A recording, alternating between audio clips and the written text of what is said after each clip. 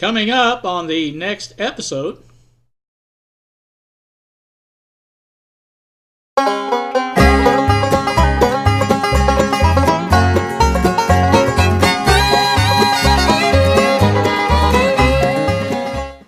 Good morning, YouTube. It is 10:49 now on this Tuesday. I have got some stuff going on here that I gotta check out. I'm looking at the computer screen now. You guys can't see it. Basically, what I'm here for today is to look at this. I got this in the mail the other day. It just amazes me sometimes. You look at something on eBay and you think, well, you know, that would work out pretty good, and then you get something like this in the mail. No idea that it was going to be this small. This is what I thought would be a good connector for the DMM on the multifunction panel, but now that I've had a chance to get a better look at it, I think this might be a little too small, maybe a little bit on the small side. And so what I have done, I had to order some stuff from Amazon, and I found a more suitable, I believe, connector. This thing here, you'd have to be a kind of a Houdini to get this thing apart without destroying something in the process. That's ridiculous. Like I said, they show a picture of it greatly magnified. Of course, you know, nobody really pays any attention to the actual size listed in the description. Of course, that's just the way our society works, I guess, but that's okay. Now these here on the other ones, these are fine. These are good. I like these. This is exactly what I want. I knew what these would be like, and I knew exactly that's what I wanted. So those are good. But on the other ones, I'm going to flash up a picture of what I ordered on Amazon. Now these are Molex type connectors, 2-pin connectors, and there's a 5 pair of them on this thing here. So I'll use one set for the multifunction panel. And that, if you guys forgot what that looked like, there it is, mixed in with some other stuff. Now I've clearly got these Mark II 1.1, 2 as the 2 amp. That will be the one that is used for the strip that will power all of the 9-volt devices on the multifunction panel, and that will also power the DMM buck converter or down converter, whatever you want to call that thing. That will power the put out 3.3 volts for the DMM, the digital multimeter. So that's what we're going to work on today. And I've got my heating iron soldering. No, my soldering iron heating. And once that's ready to go, we're going to start doing some wiring. And like I said, my plan is on these to put, there's 2 sides to every story, as they say. And there's 2 sides to these connectors as well. This is the side I will use for this connector, because there is no exposed power coming. In other words, you have to physically put something in there to get power out of that. And I want, you know, I don't want a bunch of dangling wires here that can be shorted out on something. And so I'm going to use this end on this one, and the one that powers the device will have the other end, which if we look at it, I think is one of these. It really doesn't have anything like that either, but it does have some exposed, as you can see there, some silver there, that's exposed, and so that will, you know, make it a little bit different. And I think these are only go in one way. I think it's this way. Maybe not. Maybe it's this way. Yeah, there, it's that way. Okay. And so that's the way that's going to work. Now that's the length that I'm going to get out of that.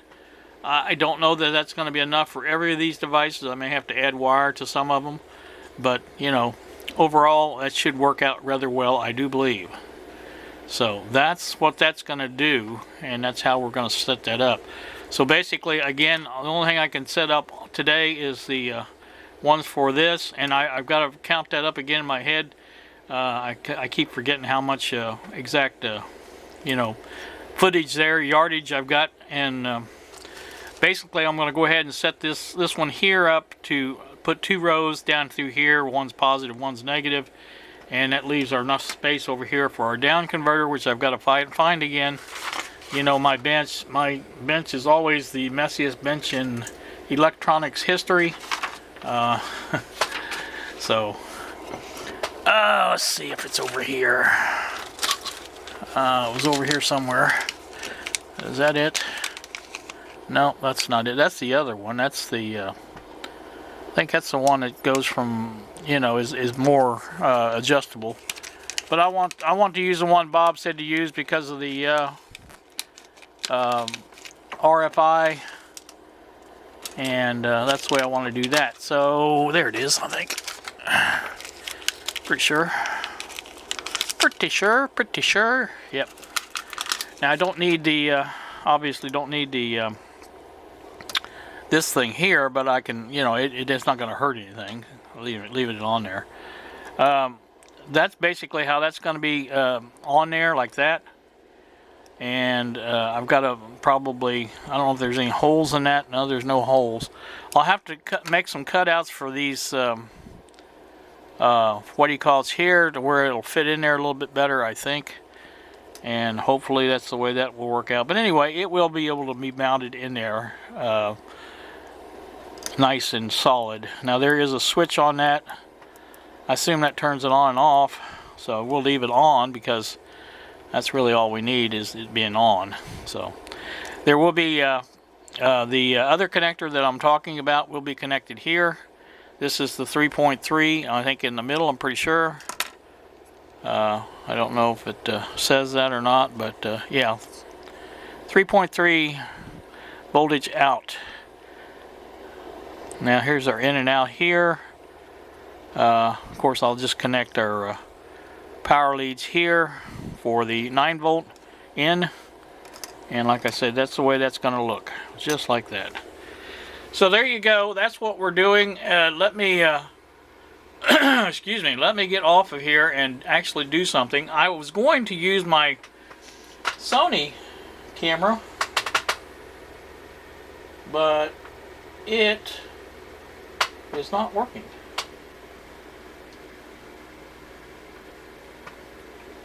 Fact is, I don't know why it's not working. I charged the battery up in it, and the other day, and I thought it would still be good. Should be. So anyway, let me get off here and get this started up, and we'll be right back.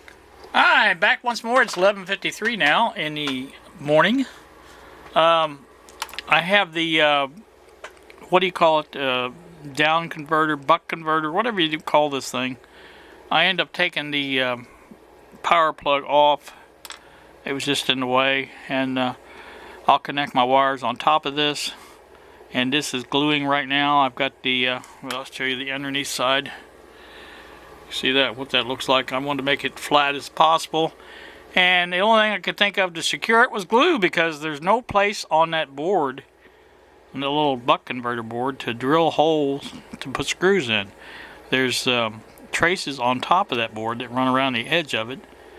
And so there's really no place other than over where the power converter was, the power plug here. It was there's some space there you can put basically a screw right there, but you know, that's about it. So basically that's where it's going to stay, and I'll leave that. That's wood glue, by the way. I have good luck with gluing stuff like this with wood glue, and that's what I'm doing this time, is gluing it with wood glue. So that's what we're doing. We'll leave that sit overnight and join this again, well, next time I get back on the bench. I can't promise much on that because, well, you know, I've had a lot of other stuff on my plate as far as the live stuff going and stuff like that, and I'm still working. Whoops. Whoops. Doesn't want to stand up there anymore. Did a minute ago. Alright, was put there. This is still ongoing project here, this radio. I still haven't got that cut down like I wanted. I think it's close now. I cut the, let's see if you can see this way. I cut the back side off, and I think it's pretty close now, getting to fitting. And I've had some ideas on how to mount some other stuff, including the antenna on top. I've got to find a piece of plastic to mount that on top. And I think that's going to work out really nice too. The wires will run down into the side of the case there, and that will be able to be hooked up to the circuit board, or actually the chassis, not the circuit board. But anyway, that's what I've come up with so far on that, and I haven't really done much to it, obviously, because I haven't been back here. But having a little problem with this camera here. I don't know what the deal is with this Sony. I think maybe the battery's shot in it. I'm not really sure. Shouldn't be, but you know, I charged it up the other day and came back in here, was going to use it for this, and it would not work at all. And I just had it on the what do you call it, for a little while, and it's still not doing anything. So I'm not really sure what the deal is with that, but I'm going to put it back on the charger in the living room and charge it once more and see what happens. I will be ordering some items from Amazon this evening. As I said, something about the connector for this, the 2-pin connector Molex, that's going to be ordered. And then I have a couple other items. One is a 10-foot USB cable for the 3D printer project coming up.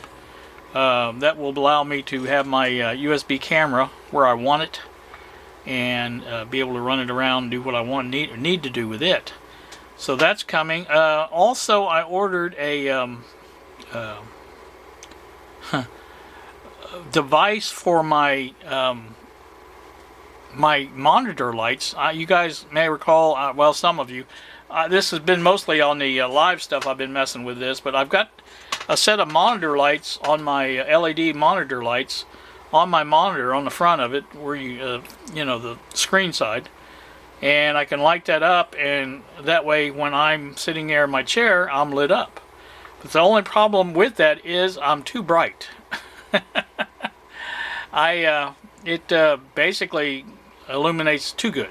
So I've got a dimmer control coming from Amazon, and it's a variable dimmer, and much like a light dimmer would be on a you know, a house light. Basically, you turn it up and down, and it works with these LED strips like what I've got, and so that's coming. So I'm not sure when that'll be here. I think the estimate on the is the 18th of December. So I don't know for sure, but anyway, it's ordered, or well, it will be ordered. I think this evening. But anyway, like I said, that's going to be coming, and so more parts coming. I don't know about the mail. The mail is not doing too good. The package with the radio, the pictograph radio, is still in another region somewhere. I have no idea where it's at. The only thing it says on tracking is it left the post office where it was mailed from, and that was it. Other than that, it says it's in transit, arriving late. That's what it says. And so that's gonna hopefully get here sooner or later. The parts from Bob for the AM transmitter that he sent also was supposed to be here yesterday. It did not arrive. It also says same thing. It's got tracking from his post office that he mailed it from, and then from there on it just says in transit, arriving late. So obviously post office is struggling this season with all that's going on. I understand from watching some stuff that there is an increased demand. Of course, this time of the year there always is, but I think even more so this year for some reason, maybe because people are just not wanting to get out and shop and things like that. So they're buying more online. So anyway, it's increased demand for the post office, and I believe they are having personnel problems because of COVID-19. So it's kind of a double whammy for them. I don't blame the post office that much, because you know, they're doing the best they can, I think. And I think, you know, I've seen some really late deliveries around here at the house, and I'm thinking, well, you know, it's got to be because of all the stuff going on. And so, you know, I've tried not to get upset because, you know, they're people just like us, and you know, they have lives to get with and things like that. So, you know, anyway, that's that. Not really sticking up for the post office, but I worked for them for 18 years, so I kind of feel a little alliance with them, you know. So, alright, I think that's going to do me. Get this onto the computer and put it in the editor and play around with it there and all that good stuff. And I've been working on some of you again may know, because you guys are in the loop or whatever you want to call it, but I've been playing with StreamYard on the computer, and that seems to be working well. I think Carl and I are going to use that next time for our next interview, and we are trying to line up a guest for that. Greg is still not back from, obviously he's going to probably spend the Christmas holiday down there, maybe through New Year, I don't know. But anyway, so when he gets back, we'll probably get him to do our little show. We may take off some time here around Christmas, I don't know, we'll see, and not have anything. So it just depends on how everything shakes out. But right now, that's what we're doing. Is we're getting another guest lined up for the next. Carl said victim. Not really a victim. I mean, you know, it's we're doing the best we can too. So you know, it's kind of a new thing for us, and you know, switching software in the middle of it's not going to be easy either. I was working on trying to get the intro to play in StreamYard. It's a little more difficult with the free version because you don't get all of the features, obviously, that you do with a paid version. One of those features is the ability to play a video. So, you know, not having that really kind of it makes it limited on what we can share screens, you know, static screens with no audio, but to share an actual video, it's almost, you don't say impossible, but it's difficult. So working on that, and you know, we're trying to get things squared away, and hopefully we can get it all set up and ready to go. So I think that's going to do me for this time. You guys have a great day. Thank you so much for watching, and we will see ya.